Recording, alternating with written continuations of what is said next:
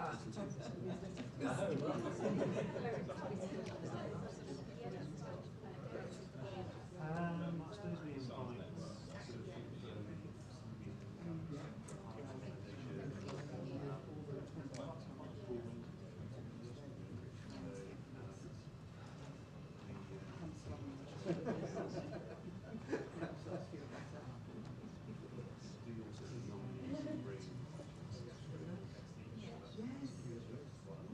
just from the title,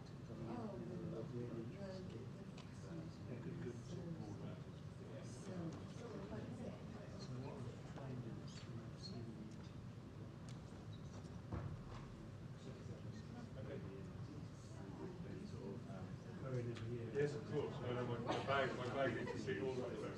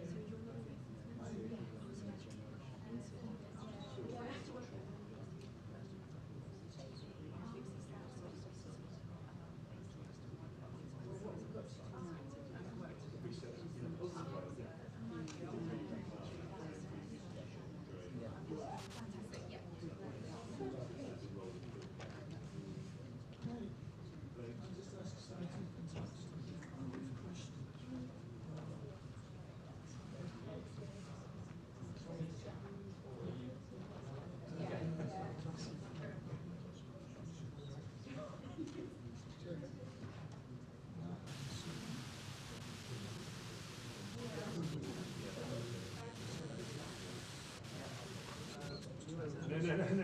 Some random name on that. Yes, it's not a random. No. Trying to put something big jigsaws together. Okay.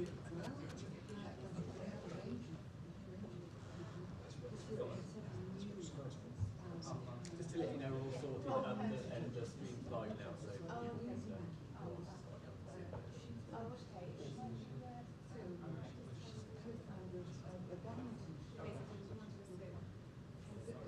Onto Facebook. Yeah.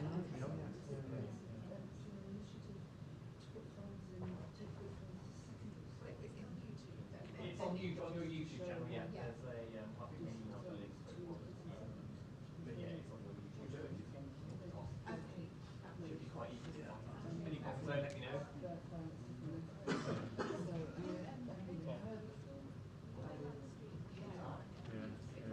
Yeah.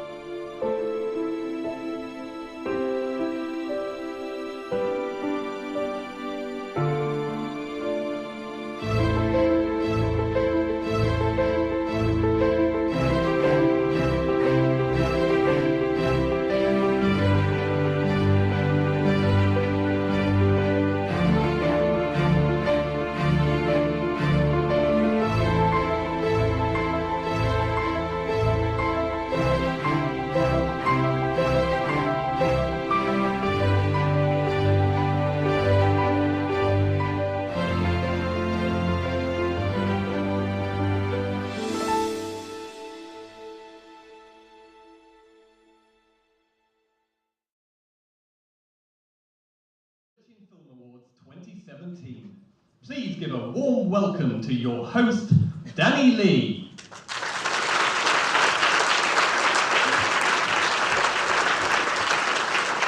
Thank you. My goodness, there's so many of you. Good evening, welcome to this, the third AHRC Research in Film Awards. We're here tonight to showcase and reward the best of the growing number of highly accomplished short films linked with arts and humanities research. And now I've been involved as both host and judge since the first awards in 2015. Since then, more than 600 films have been nominated for the awards, all of them noteworthy, but the ones that have survived fierce competition to get this far have often been extraordinary. These have been extraordinary years for the awards to appear in too. When we first gathered, back in the late autumn of 2015, we did so in a Britain that was an integral member of the EU, with Barack Obama in the White House, and it feels like quite a lot of time has passed since then. But what our current tumult, our extraordinary times have made clear is the urgent need to decode the world in all its complexity, to understand ourselves. And the films you will see tonight help us to do exactly that, because films can. I'm someone whose life is bound up with the moving image, both as a journalist and also as a curator at the BFI National Archive. And in my corner of the world too, huge technical change is taking place. We have Netflix, we have virtual reality, films being made to be watched on phones and through headsets. It can feel like a whole new medium, but only up to a point, because in fact it's all still film. And film has a unique ability to connect and to communicate. I'm biased, I know, it's also true. Now, what the AHRC Awards prove is that research is vital and that film is the perfect way for research to take shape before our eyes. In uncertain times like these, I can't think of many things that are more valuable. And to communicate your thoughts this evening, please use the hashtag RIFA2017, although keeping your mobile phone switched to silent, of course, at all times. Now, without further ado, I'd like to welcome to the stage the chair of the judging panel, member of the AHRC Council, and arts editor of the Financial Times, Jan Daly.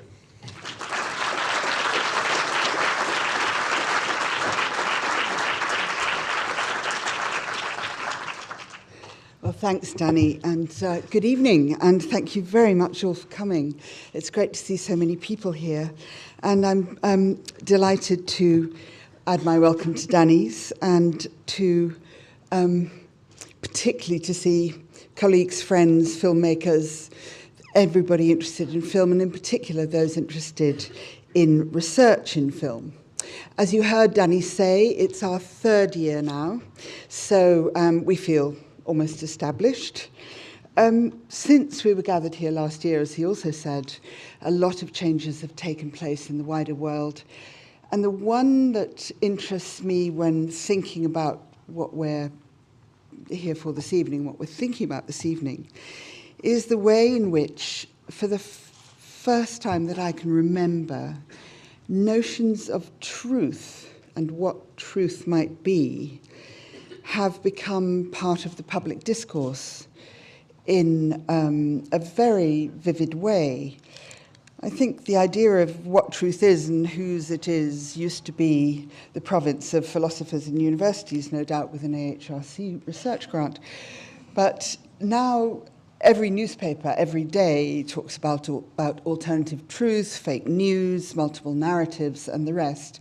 And this, of course, is a challenge, not only to the basic idea of research. If you take it at its simplest, it is about finding out things that are presumably true and telling other people about them, but also a challenge to the idea of what a documentary film might be and what its purpose might be.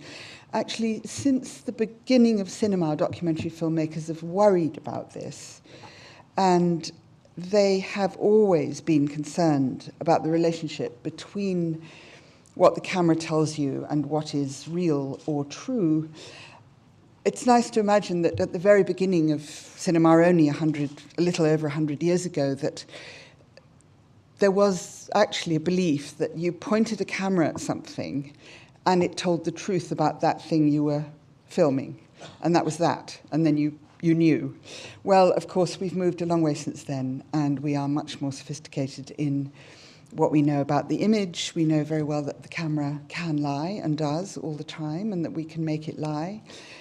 And that it can be a very powerful tool for conveying information one way and another. Filmmakers in the past have written about this. A documentary filmmaker called Wolf Koenig said, "Every cut is a lie. It's never that way. Those two shots were never next to each other in time that way. But you're telling a lie in order to tell the truth." And then John Grierson wrote, "In documentary, we deal with the actual, and in one sense, with the real. But the really real, if I may use that phrase, is something deeper than that. The only reality which counts in the end is the interpretation, which is profound." Well, that might be a fairly obvious conclusion to draw. What these thinkers considered important was, of course, the interpretation and the way in which documentary information, as garnered from research, was used to convey to the viewer what you wanted to say. Interestingly, none of them talked about art. I really noticed that. It's only more recently that the art of filmmaking seems to have been convincingly hitched to documentary making. I think beforehand it was the idea that art was somehow sort of muddly and would get in the way of what was somehow, the proper business of documentary. But I think that we've also moved a good deal beyond that. And what we'll see tonight in our shortlisted films, and what we see in all the best entries that we have in these awards, is the way in which proper research is mediated through the art and craft of filmmaking to harness the power of film as a tool not just for conveying information, but for grafting it onto our senses and onto our pulses and into our hearts in a way that the written word can seldom do. I won't try and give you a shorthand account of everything you're going to see this evening, because the range and richness of our shortlisted films is fantastic, and you will see clips of all of them, and they speak for themselves better than I can. In a sense, I was also thinking these awards were a research project of an informal kind, in the sense that, or certainly an experiment. When we started 3 years ago, we really didn't know what we were going to find. We didn't know what the entries were going to be. I think everybody involved in the AHRC Awards has been amazed by the extraordinary imagination, sheer skill in filmmaking, and fantastically interesting approach to what we're doing here. So I think as an experiment, it couldn't be more richly rewarded. And every year the list has got bigger and bigger. And I think you'll agree, as you watch the film shortlisted in tonight's 5 categories, that our project to celebrate research in film continues to produce really superb and fascinating results. I hope you'll enjoy the evening.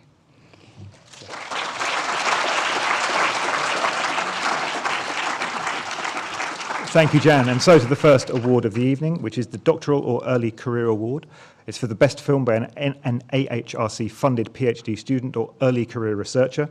To present the award, Hetta Howes, a new generation thinker from City University in London.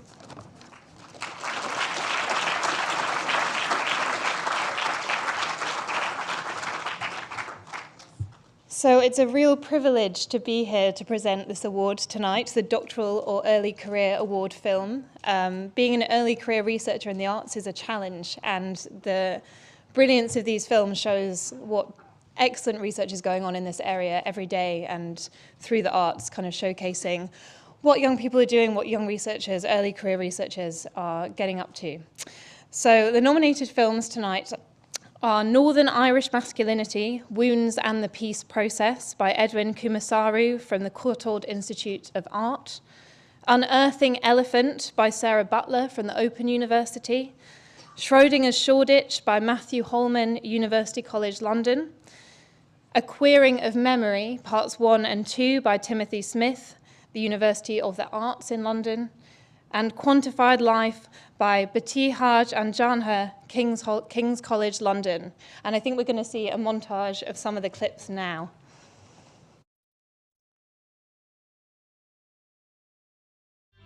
I'm interested in the link between gender and war, how our fantasies of conflict might jar with the reality. Conflict was very much in your face if you lived in one of the ghetto areas. The army were patrolling regularly, there was regular riots. You were, as a child, out fighting. You were throwing stones, building barricades. Certainly in the early 80s, the portrayal of Republican fighters was always the masculine, strong image. My roof opened to the sky and sucked city air into my corners.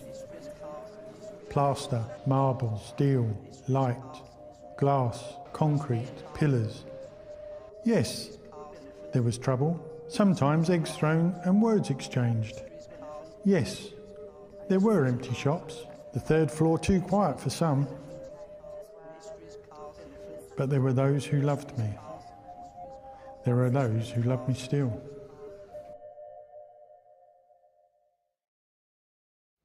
I do not expect this church in my time to have a huge congregation except at Christmas time when there is a huge congregation.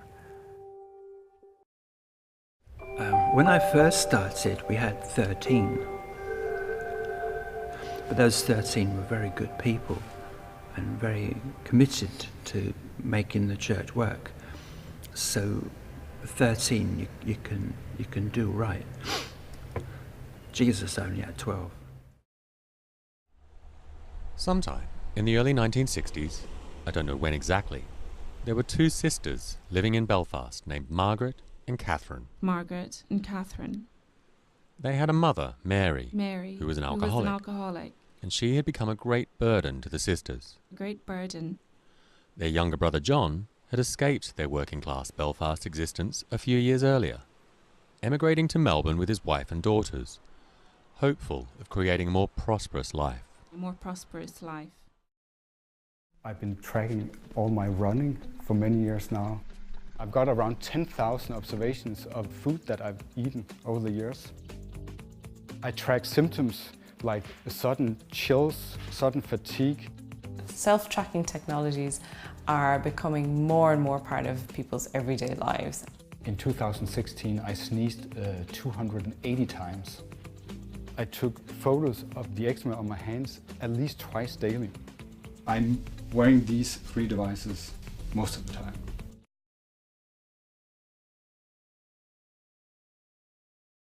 So, the winner of the Doctoral and Early Career Award is Unearthing Elephant by Sarah Butler.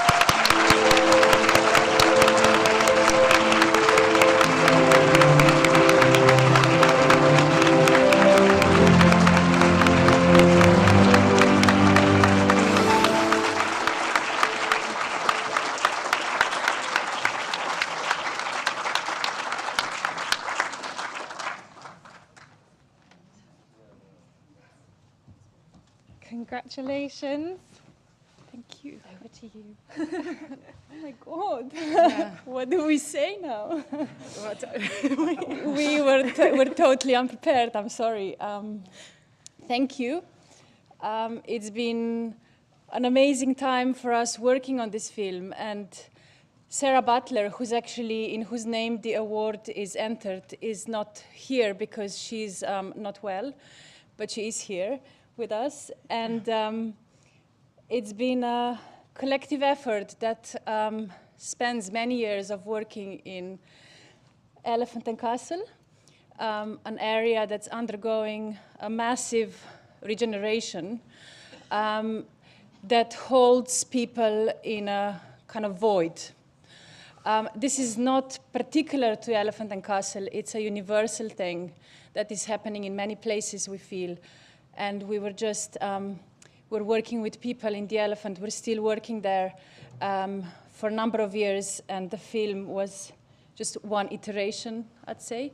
But it portrays the characters in the film that are our friends in, let's say, one way. Yeah, so I think we sort of represent elephant when we kind of stand here in front of you and thank you and everyone that's been part of a film that's taken over 3 years to make. And it's been a real group effort in many ways. So, yeah, thank you. It's, yeah. That's very moving. What I think what the most important thing to say is come down to the elephant. Yeah. Come and just experience it for yourself. Have a coffee at Jenny's or Bodeguita.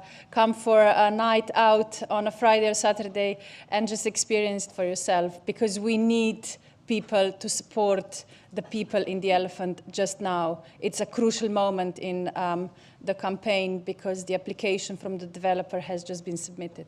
So, thank you. Okay. Maybe I need to take my coat off.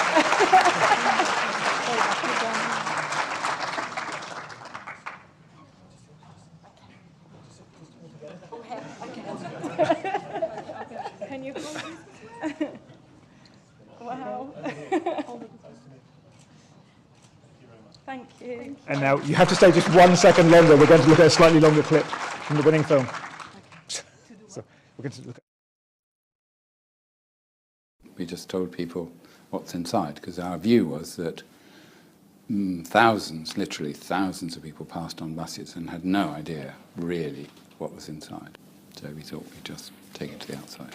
We introduced Jamaican Bank, so we brought in South American cafes, and we started the market, all of which worked, so we did fill the place. Yes, every week they had a tea dance, and Jean and I used to go, and we used to sit there and watch.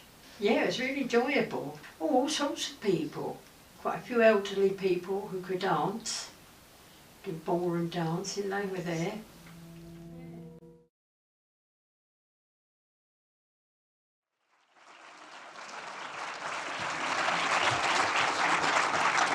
So, yes, be aware, if you come up to win your prize, you will have to have your photograph taken. That's the slight catch. The second award of the evening is the Innovation Award, which, as the name would imply, rewards the most innovative research film produced in the last year. And to present that award, we're joined by Dr. Anna Sexton, Head of Research at the National Archive.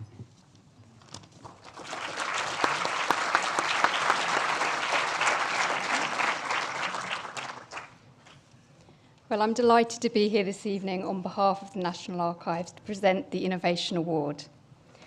And the nominated films are Mining the Memories, Coke Not Coal by Jennifer Granville from Leeds Beckett University, Hunger by the Sea by Sue Sudbury from Bournemouth University, Going for a Song by Bartolomeo Miletti from the University of Glasgow, The Shampoo Summit by Iris Zaki, Royal Holloway, University of London, and Mothers Make Contemporary Art by Professor Susan Hogan, the University of Derby.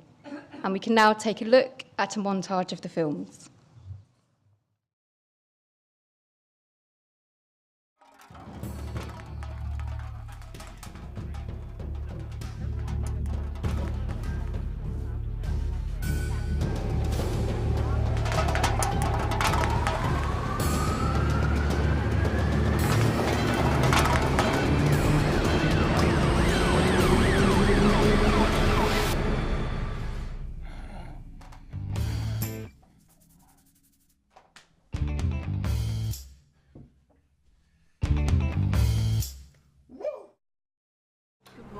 Do you have a voucher for us? I'm a person that never asks for help unless I really, really have to. And this is a time where I need the help. There's times where me and the wife have not had much to eat just to feed the kids. We haven't been in the food bank for a while, because we got hardly no food and I got children, and my number one is look after my children. Let's try it out at open mic night. Life just twists and turns away. That was good. Hey, we've got a hit. I bet we could make money out of it. It's pretty unlikely, but I suppose it's worth a go. No harm in trying. אנחנו מכורות לפן של פיפי. רק אותה, רק היא מספרת אותי. נכון, פיפי? קודם כל, לפני שאת מסתפרת, את צריכה לאכול. עכשיו, אם את לא אוכלת, את לא מהברנג'ה.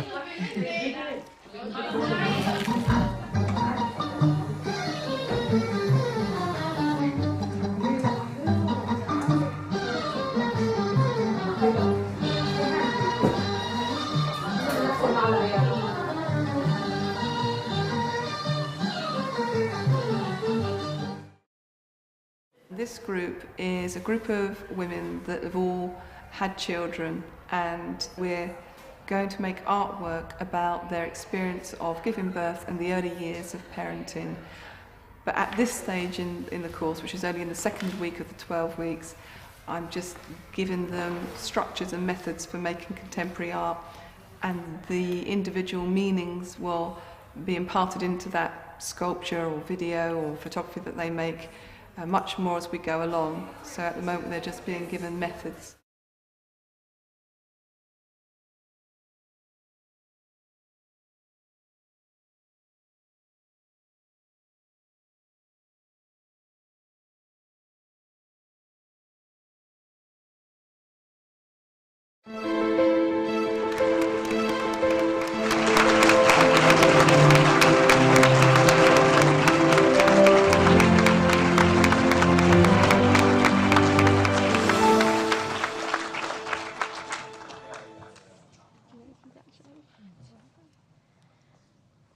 It was a very long way from up there, sorry.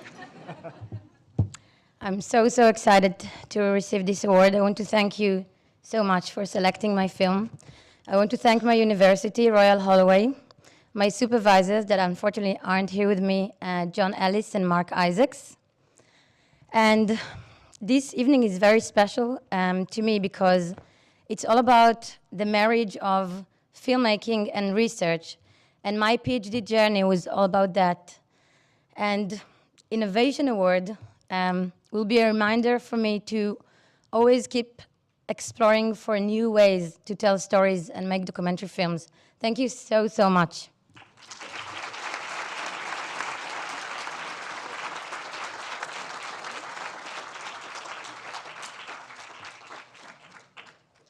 And now we'll take another look at the Shampoo Summit.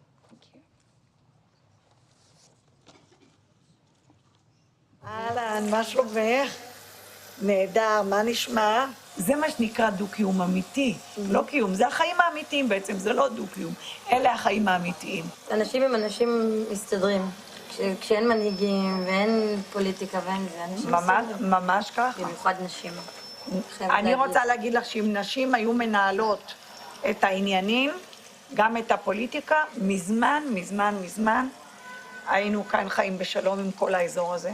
אבא שלי, אני זוכרת מילדות, תמיד היה אומר לנו, אתם צריכים להאמין בבן אדם, לא אם הוא מוסלמי או לא. זה ככה, הלוואי וכולם מגדולים, תאמיני לי. את הרי רואה פה איך אנחנו אוכלים בצלחת אחת כולנו.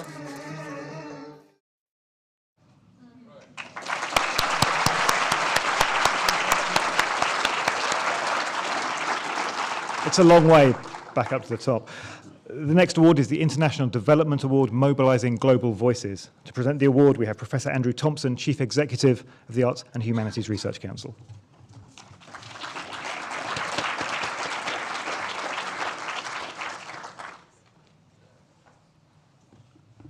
Well, good evening, everybody. I'd like to add to Jan some very warm words of welcome to you all.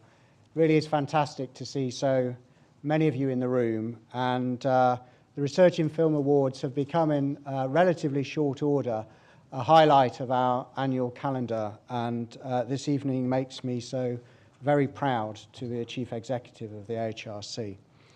The nominated films in this category are The Lived Experience of Climate Change, A Story of One Piece of Land in Dakar by Dr. Joanne Catherine Jordan of the University of Manchester and Ehsan Kabir of Green Inc.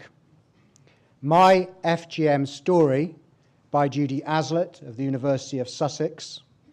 Tabaluja or Wake Up by Jasper Cholcraft at the University of Sussex, together with Rose Satiko Hikiji and Shambui Wetu, and the Damara Kings Festival by Sean Sullivan at Bath Spa University, and finally Zanzibar Soccer Dreams by Florence Aisi at the University of South Wales and Catalin Brilla at the University of West London.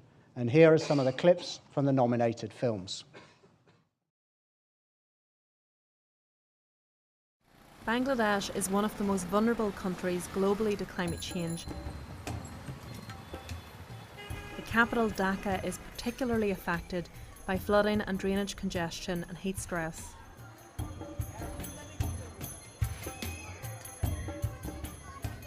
The poor bear the brunt of climate change because they can only afford housing in areas vulnerable to flooding, and there is a lack of government investment to protect at-risk areas.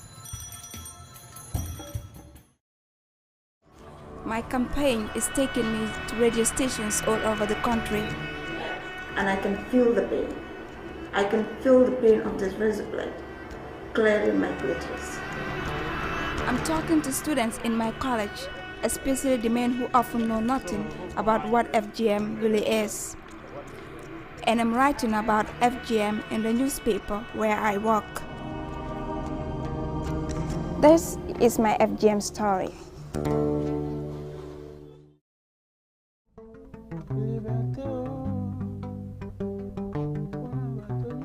Pouvoir na biso osait nyonso to mundela zosala efandi pa ya mutu mwindu yango baboya bakanga et puis liberté oyo eza kaka mpona biso nyonso ezala mindele ezala batu mwindu tozala na liberté toza ya kokangama.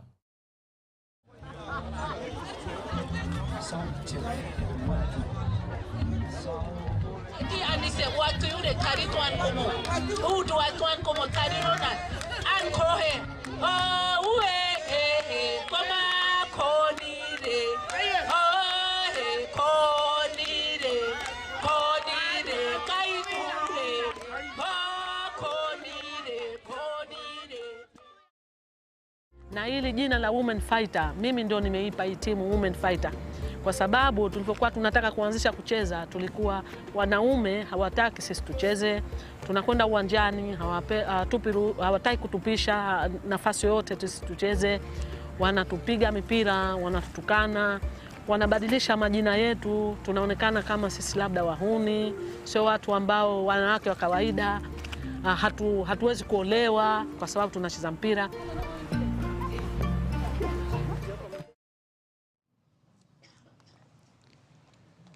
Well, what a difficult choice that must have been. It's why I'm relieved not to be a judge for this award.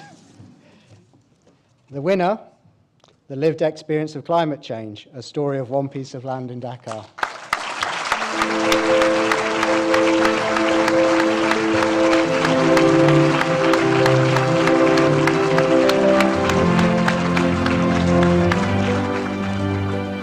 Hi everybody, I'm afraid I'm not Joanne Jordan, obviously. She is in India at the moment doing further research, but I know she'd be absolutely thrilled when she finds out, hopefully very shortly on Twitter, to find out that she's won this prize. She worked with the community in Dakar for months and lived there for a time too. She's incredibly passionate about understanding their story, understanding the messy realities of their day-to-day life. She put her heart and soul into this film, many hours of filming and editing, and I know she'd be absolutely thrilled. I think we should also give huge amounts of praise to the guy who filmed and edited it. Eshen Kabir was a local filmmaker we hadn't ever worked with before. He was absolutely incredible in the shots that he got, in the way that he put the film together. He just went so over and above what we ever expected and produced the brilliant film. So thank you very much.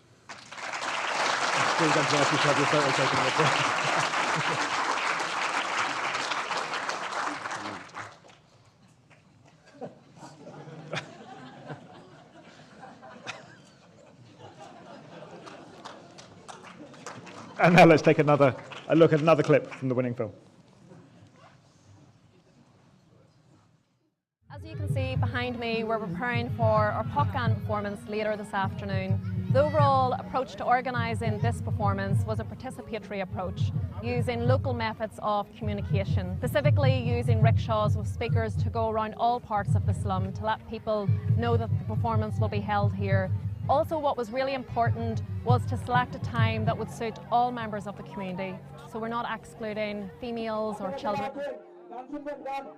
I'm feeling apprehensive about this performance because the audience is made up of the very people that this Popcan is based on. They've spent several months telling me how climate change impacts them on a daily basis, so I hope this Popcan performance does justice to their stories.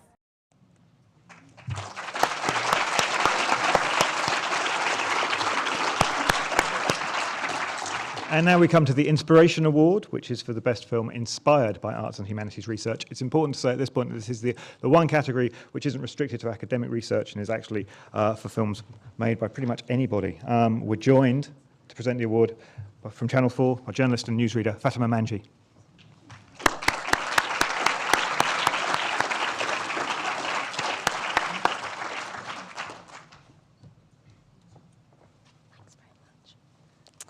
Well, thank you, Danny, and thanks to all of you for allowing me to be here tonight and to really share in the success and celebration that you're going to enjoy.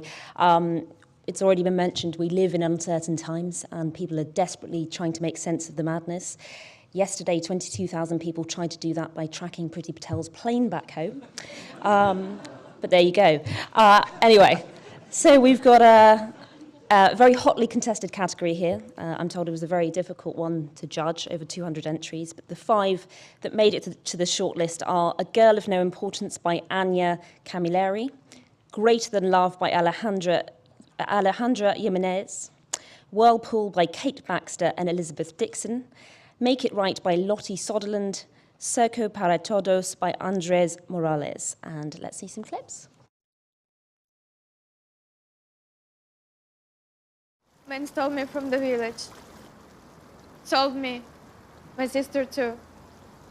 Brought us in the big trucks here, like cows. They beat you. You have to make money. They know where your family is. They sold my sister at a truck stop to a truck driver. I got the keys and run. Some people do not know what is to see a chair or a bed that will never be occupied by your daughter.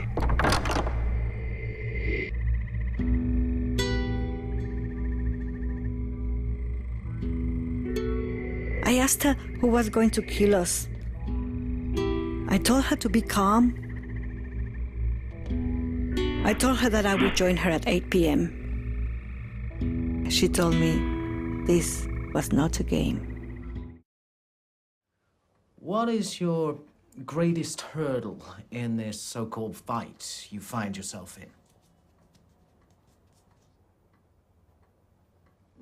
My greatest hurdle is not how I see the world. My greatest hurdle is not how I see the world. It is how the world sees me.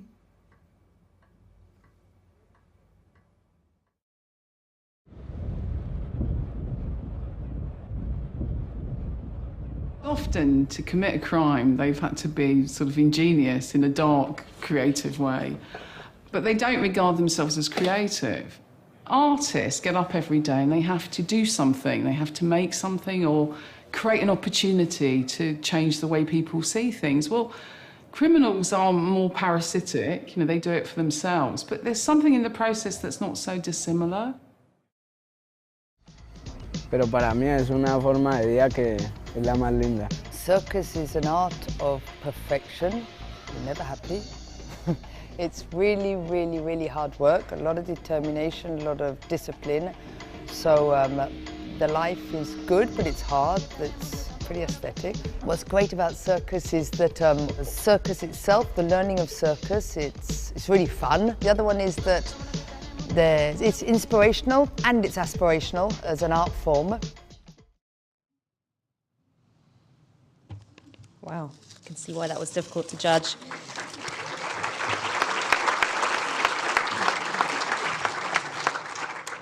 The winner is Whirlpool.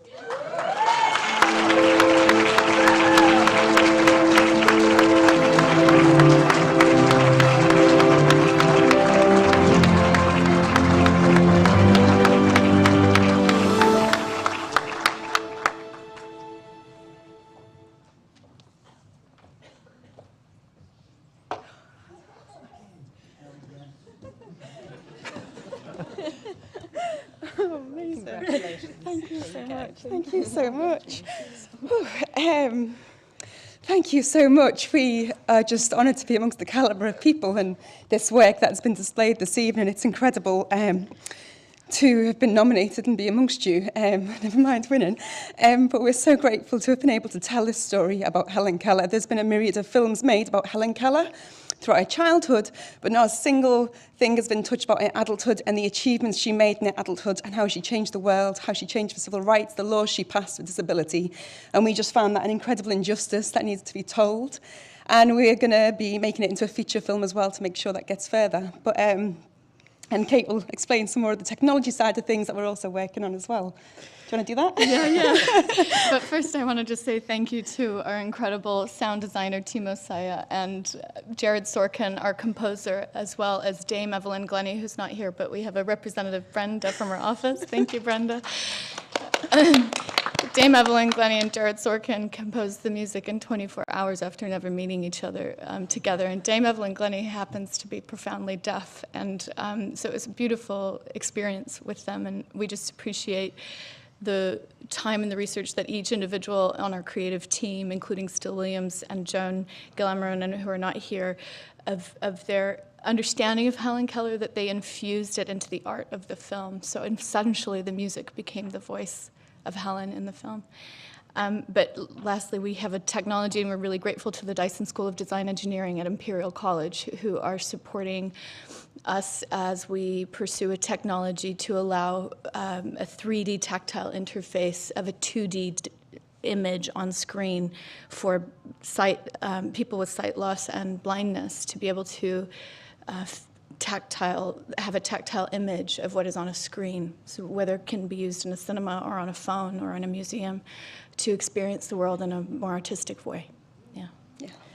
So thank you. Thank you. Thank you.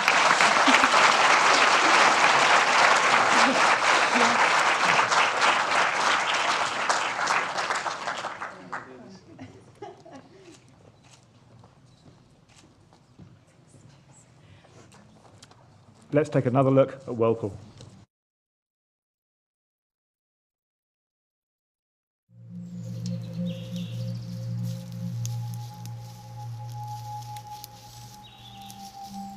I have a plan for your happiness. Will you marry me? Will you be my wife? I will love you and protect you and learn all the things your teacher does for you. But I must tell Mommy. No. Give me more time to show her she can trust me. Please. Please.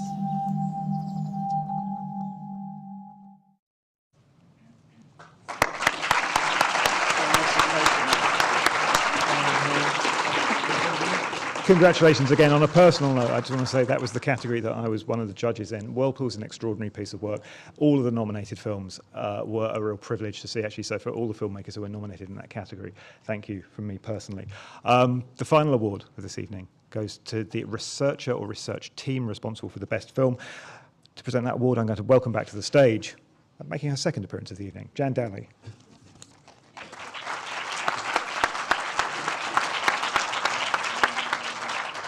Thank you.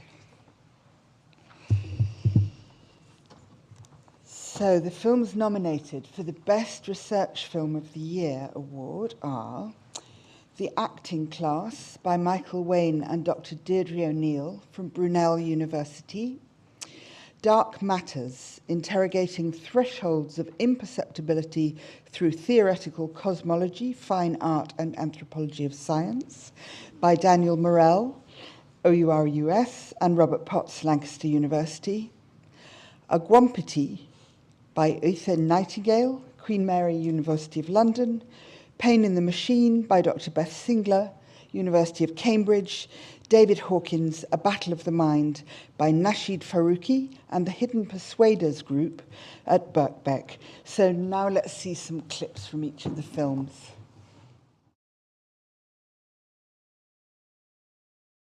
To get in a drama school now, you need money to an extent that when I went to drama school, you did not. You're excluded if you don't have money, which is true of everything in our society at the moment. If you imagine the top table of the industry is a nightclub, and it's completely exclusive, but they're saying you can come in. We want you to queue outside. You can definitely come and join us, but you're never going to be allowed in. They just want you queuing. When something's self-evident, we don't stop to consider it.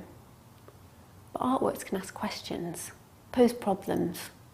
And that's part of the role of an artwork, I think, to offer a little bit of mystery, something to be explored by the viewer, to be pondered over. And this creates a space in which we stop and we look and we consider. And I think that's one of the values of artworks in terms of probing the imperceptible. We lived with my grandma. My other grandma, my maternal grandma, died of hunger in front of us. I remember your beautiful smiling face, so kind, so good. And in our town, there were only mud huts. There was only 2 houses that had another story. And we all had individual little foxholes that we dug ourselves. So when the bomb started, because being in your house was almost certain death. I think the ability to design a robot to detect its physical environment, to respond to that physical pain, should be quite straightforward, and to a certain extent already exists in robots that we have. In a robot arm such as this one, if it were to drive into its end stop and just drive through it, it could damage itself. If instead it detects that it's the end stop and backing off a little bit from the end stop, then that protects it from damaging itself. And in a way, you could call that a parallel to the human pain response. Very well. Oh, look, I still have my pass to the May Day parade.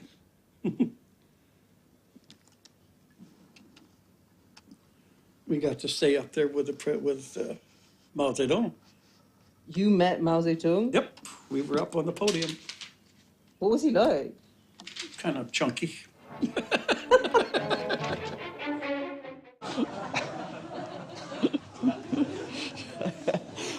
Well, that was worth waiting for. So the winner of this category is, it's very good, I've seen it, Pain in the Machine by Dr. Beth Singler.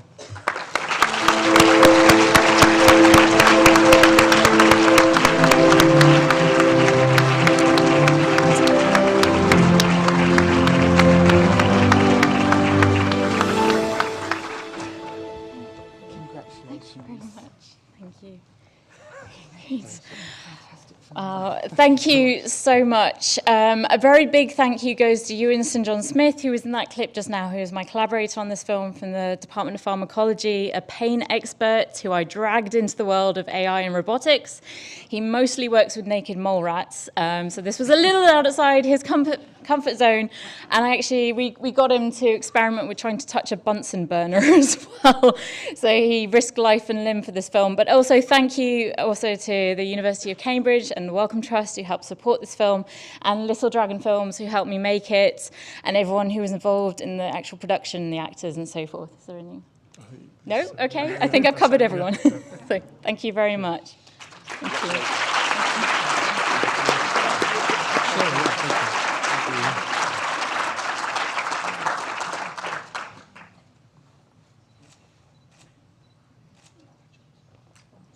And now we're going to see a slightly longer clip of this fantastic film.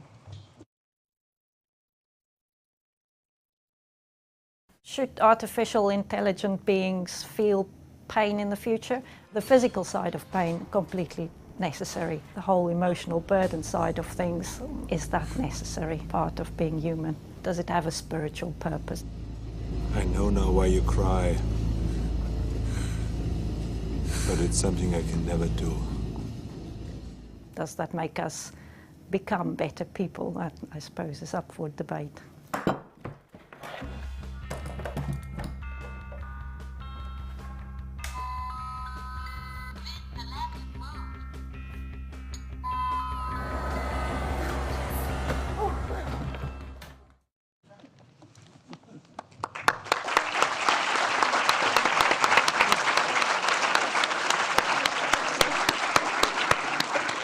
Sadly and remarkably, that's actually the last prize of the evening, so we're almost at the point where we call cut. But before that happens, please welcome to the stage the chair of the AHRC, Sir Drummond Bone.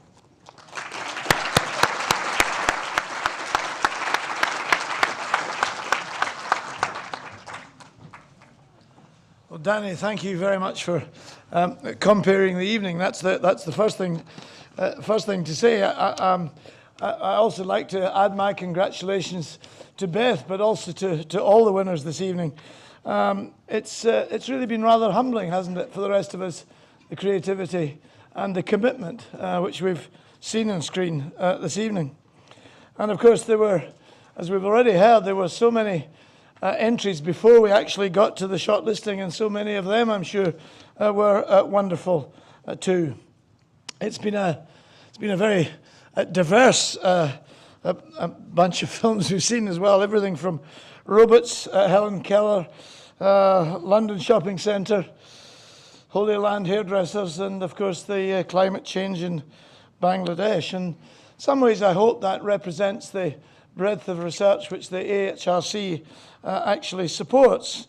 And we try to support those who give us a profound insight into ourselves, to enable diverse communities and citizens to play a full and responsible part in society. And we try to bring a deep cultural understanding to international development programs. So self-evidently, the creative industries are a very important part of what the AHRC does. And to get creativity and research working together can produce remarkable results, as we've seen this evening.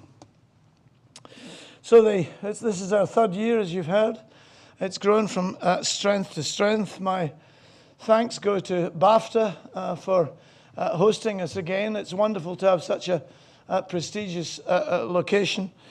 And I'd like to thank you all for coming this evening. The nominated film makers, obviously, whose hard work and vision have been so inspiring. And Jan Daly, of course, who's really the funds at Origo of this occasion. So, Jan, a particular thank you.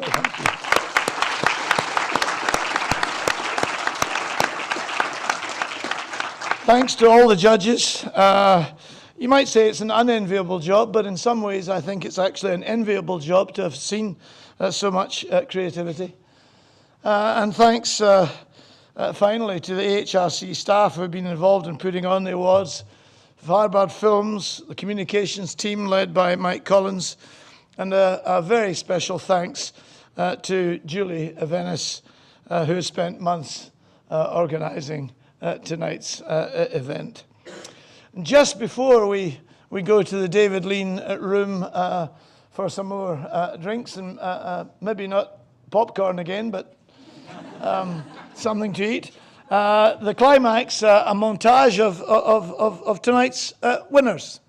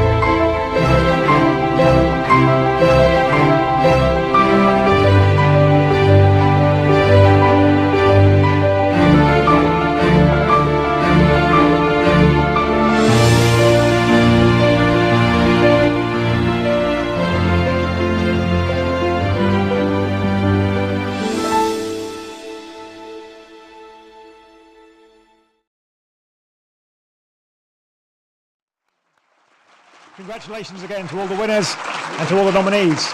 To the David Lean Room. Indeed, to the David Lean Room. Thank you again for coming.